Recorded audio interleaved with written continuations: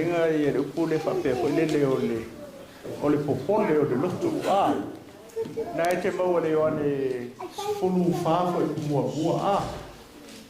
Can you turn around to your neighbor and say, do not let your heart be troubled. Do not let your heart be troubled. Get ready and prepare your time and offering. Viene tu ni chao Verso lena tuana yetu lena utanaroa tu ele kenese se fulu malefa ile tangata mua mare taimi mua leo pia mai le upu leo se fulu ai tono la fio pa ia le tua ole toina foi leo aperamo ole fa mai na ia avatu se fulu ai le tangata foi le ngoa ia meki sa teko ale fe mele fio pa ia le tua ole tama lona ole tupu o Salema male faitaulanga o Salema is the king and the priest of Salem ole tangata mua na alela o te fia ile tusi leva leo kenesi ole tangata le ile verse le ile la faitau ina atu ina ole grandson o tangata leo Abraham ole ese o to le grandson leo Abraham. Anyone knows the grandson of Abraham? So le va que dai mo se o tato mai so po di ele tu nei tai fo ole o tangata le o Jacopo le taimi lena sola ia Jacopo I suria I patana rana lena sola mai he ran away from his brother Esau le alana luatu wailo moya ilo I le bele ta ulusa po pefo ile taimi nei o I tonua ngena fai ai le tautonga le tangata lea na fai lana tautonga I le tua le lana kasi as foi pu leo te fia fai tauina atu I upu o tangata lea na fai I le e lua lana I vesesi au mai whamai le upu o tangata lea whamai na moe I le vele ta o lusa ai te ua fai ila na miti le whamai na tangoa mai le maa alunga ai paila na miti na vai tu le ape fai foi le fe e angelu nunga mau mai na loa ia o ina tonua le na fatu le le maa le alunga ai na tango le fa sua o le maa I le sua pa mela na tala o le fai to o le I le lang fai lo o langa I le tua fa mai a fai te fo ina mai mea umai atia o te toi fa fo ia tu ia te oe le se furua I o mea ia lala winga o ia o lana tautonga le ala wa mense na e tangata le upu leo le se furua pa mai if you give me all everything I will return you the tithe or a 1/10 of all these things. Ngai te si le fia oi. O me le wa tu le tua ia oi. Me uma. O le tato mana baola. Ai pe foi la le tai au le o tato mai. Ia tasi le mai ngo lo spulu ai le te sau ave le tua le. O la vinga. Le fa pe o tato mai I ka mo fo mo ka ko fa lo mo tin. Ia ele isi ka ko me fai. O le me na ba tu le tua ia oi. O le mangapa. Ona malosi so e kaulanga ka ko avea ia le tasi vai spulu o lo soifua ma lo tato wola I le tua o le tithe o la 1/10 mai sa pati motin mai sa pati motin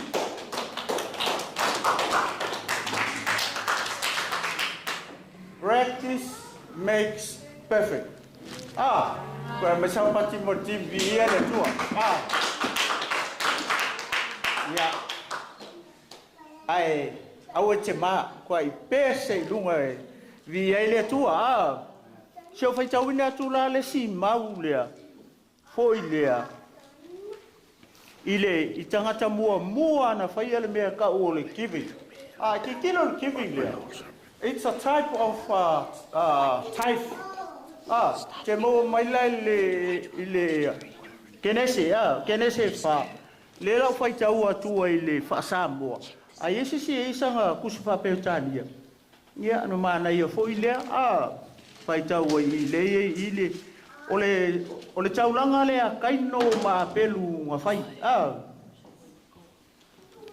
le ke mo le kene se fa foi pula foi potolu fa lima o mano fai tau ina tu le fa Samoa ku I fo leo se tala vo e fai ka mai vese si el fa peutani ela nga le sa kusi o le kene se fa foi pula e tolu fa pea o ina atoa o aso ona watu ai le kaino o le fua o le fanua o le taulanga ia Jehova o apelu o ia watu fo I ulu ai tama alona lafu o e pepeti ai lava ua sila mai Jehova ia apelu atoa malana taulanga apeita I o kaino malana taulanga ua ia le sila ia ona ita tele ai leo kaino ua faa u lava ona mata. Hey, someone stand up and read this one in English, please. Ese si e o tau whanautara vau. Mai tau mai a vese si e tolu whamulmoli. 3, 4, 5. John, please. Chapter 4. Can you read it loud, brother, please? Listen. And in the process of time, it came to pass that Cain brought an offering of the fruit of the ground to the Lord. Abel also brought of the firstborn of his flock and their fat, and the Lord respected Abel and his offering. But he did not respect Cain and his offering, and Cain was very angry, and his countenance fell. You know what's happening here? What's the problem here? Well, sisi o tau mele o kupu I whainga taulanga I. Leo sila si wa respect ele tua I ele kaulanga I. Epo o Cain? Apelu, Epo. What about Cain's offering? Ele respecting ele kuapele sila ele tua. Ele mafuanga. There is a reason why. Nga le respecting ai pe sila ile tu le kaulanga apel kusa o ile fale tonu o le whakakainga mo tatou uma kikilo ile taulanga le nga ape apelu o le first born the first born of his flock he gave it to God. And what about Abel, Cain? Did he give the first one? I think just the second one or the third one. That's why God didn't respect his offering. Why? Because the Bible doesn't say. The difference. Wala sesema. Wala o sila pe respect ele atua I le offering apel. I say, he gave the firstborn. So Cain must be brought to God the first fruit of his plantation. But I believe he ate the first fruit. And gave the talent over to God. Lengo falong oilenga sa wai pasta nge ele fia le tua ingi. He kaunga mangi mea mafu. He wants the first fruit. Amen. Mai sapa ke vele tua. Did you bring the first fruit? Yes. Are you ready? Ia wala watu tato wa felka ko mai ya. Ia samartanga. Ole au tato tolonga. Ta pena fia lo tolonga ta ya ni. Le siri alewa whalongolongo ia o tanero atu fo ia all of us. Le fa pe kalango aku o ko le ai including myself. I must bring the first born or the first fruits or whatever. Yeah.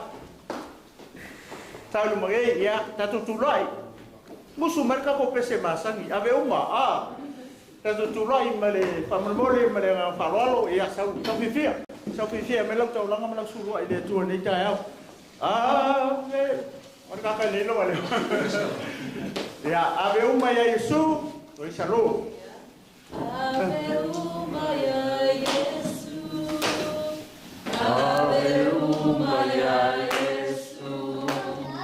Ave uma ya Yesu. Fia fia. Yesu atoa. Ave uma ya Yesu. Ave uma ya Yesu. Ave uma ya Yesu. Fia fia.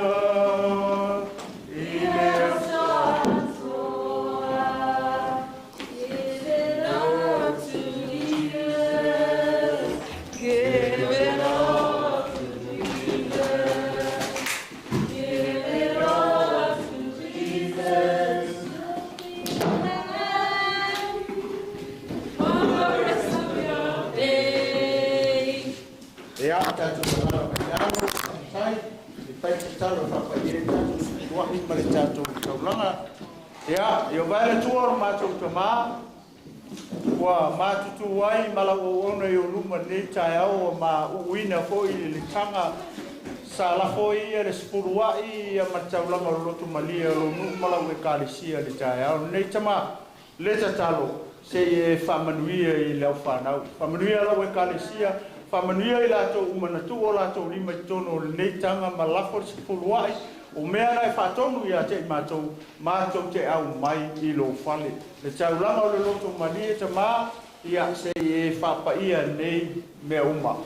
Whapaia nei mea uma, ia wālau ngā luenga malau whe au na mātou atua. Whamanuia ngā luenga alonu, whamanuia tonu o ainga mamauta malawa, te le mamau o lunga i sewi inga o lau. Fifo ere poto maneta mai le o whaita wina, ta pena fo i tuina atu, I no whanga te wai, talo tama, awane I whalawe le monga male ele, ia whapena o na whamutia ni nei tauranga, ia pui e aolofa o lau fio. I lau suafa Yesu o mātou talo ngā lau atoini. And everybody say, Amen, Amen, Amen. Ia whaftai, ka sopa te viere tua, sopa